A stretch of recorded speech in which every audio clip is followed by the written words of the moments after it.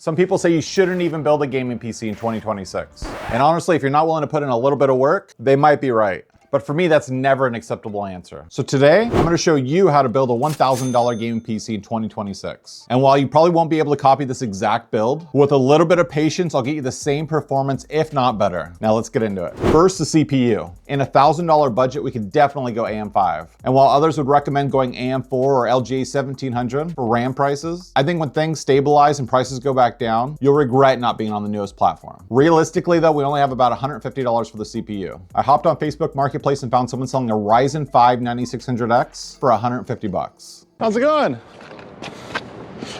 Oh, let me get you the money. I'm glad we finally worked it out. Yeah. It's like, oh, the times just aren't lining up for us very well, huh? Exactly. I think this is it. 150. Perfect. So I put this on YouTube. I make YouTube videos doing PC builds. Are you okay with being on YouTube? Yeah, sure. Cool. Awesome. Very much appreciate it. Yeah, have a good one. Marketplace is definitely my favorite, but let me show you what else we can do. Let's hop over to Newegg, search AM5 CPUs, and sort by lowest. Here we have a Ryzen 5 7500F for $130 and a Ryzen 5 7600X for $139. I would definitely pick up the 7600X. It's a little bit better, and it's only a $9 difference, and it ships from the US. Next, the motherboard. I picked up a refurbished Gigabyte B650 ATX board for $110. We don't really want to spend much more than $100 here. Newegg is hands down the best place to buy motherboards. Type B650 and search by lowest. You could typically find decent motherboards for under 100 bucks, especially micro ATX motherboards. I was looking for a full-size ATX board, and the cheapest one I found at the time was $110. But today, here's one for 100 bucks. Next is the dreaded RAM. You start looking at new 32 gig kits of DDR5 on Amazon, and you'll see why people say you shouldn't build a PC. This is where some patience comes in. I've talked about the Walmart curbside deals before, usually getting 1 terabyte SSDs, but you can also find 32 gig kits of DDR5 for $230 every once in a while. It's definitely not as often as storage, but we ended up finding a 32 gig kit of Kingston Fury 5600 mega transfers CL36, new for $230. Personally, my preferred method of finding DDR5 is Marketplace. I find listings like this and just offer them $200, and I can find it pretty reliably.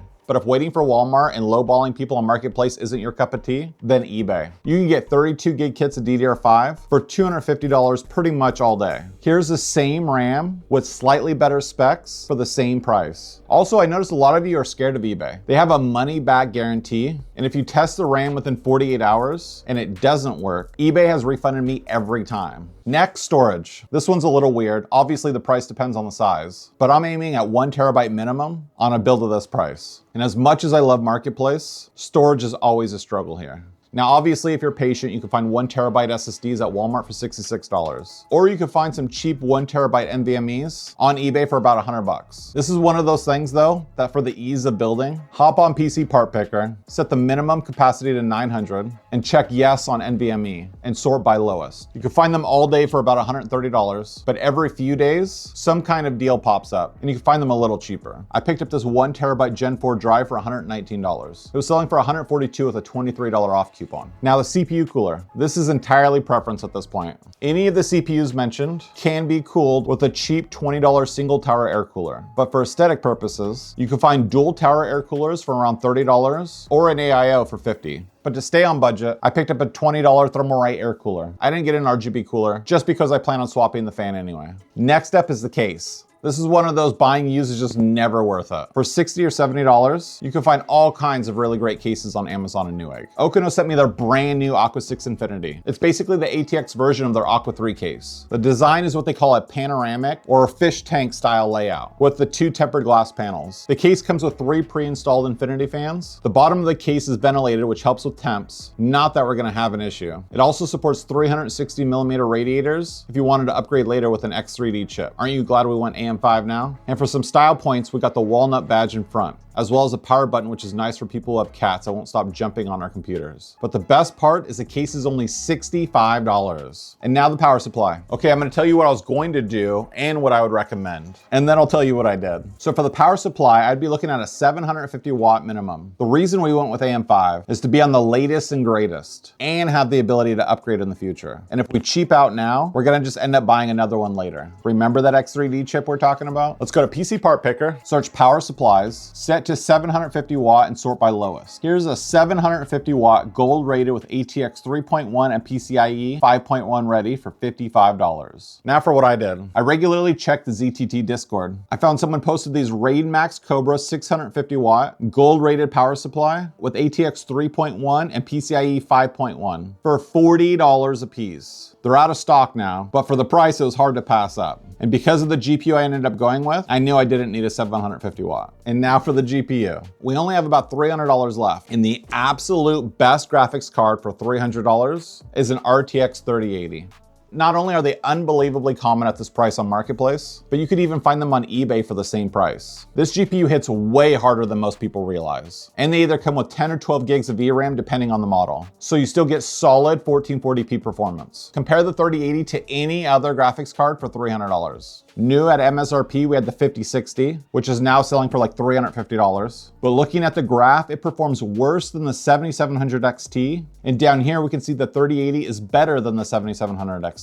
Speaking of the 7700 XT, this is also a decent option for that price. The problem is they're a bit more rare to find for $300, and it performs slightly worse. Or an RX 6800, but honestly, I wouldn't spend more than $250 on that. Or going up, we have either the RTX 4070, which is $400 minimum, or an RX 6800 XT, which goes for like $350 to $400. The only downside with the 3080 is it's power hungry. But if you picked up that 750 watt I recommended, then you should be good to go. So while I was looking for an RTX 3080 to pick up, I found someone selling an RX 9060 XT 16 gig for $325. I offered him $300 and he accepted. How's it going? How are you doing? Too bad. I couldn't find the box, but I'm not too worried about it. Honestly, it's going on a build, so there's nothing wrong with it then? nope. I'm just Upgrading? I kind of was like, let me see how the 9000 series is. So I was Yeah. like, I'll go with the 9060. I'm like, I think I'm gonna go to a 9070 XT. Oh, really? Yeah. So I put all the, you want to hold this for a second? Yeah, I I got want to drop it, I'm pulling money out. I put all these Marketplace videos on YouTube. Are you okay with being on YouTube? Oh yeah, that's fine. If you have a problem with it, I could always blur your face out or anything. No, that's all good. Cool, I very much appreciate it. And there is 300. There you are. Awesome, well, thank you very much. You have a good day. Have a good one. I picked up the 9060 XT 16 gig for $300. And while it's not quite as good as the RTX 3080, it has 16 gigs of VRAM and is a current gen card. But honestly, the main reason is just because I haven't built with the 9060 XT yet. So there we have it. My total build cost, not including the one fan, came out to $1,038. So slightly over budget. And if you followed along, you just built yourself a badass 1440p gaming PC for $1,039. But don't take my word for it. Let's check out a couple of games. First, Arc Raiders. 1440p high settings, we're getting an average of 100 FPS with a 1% low of 63.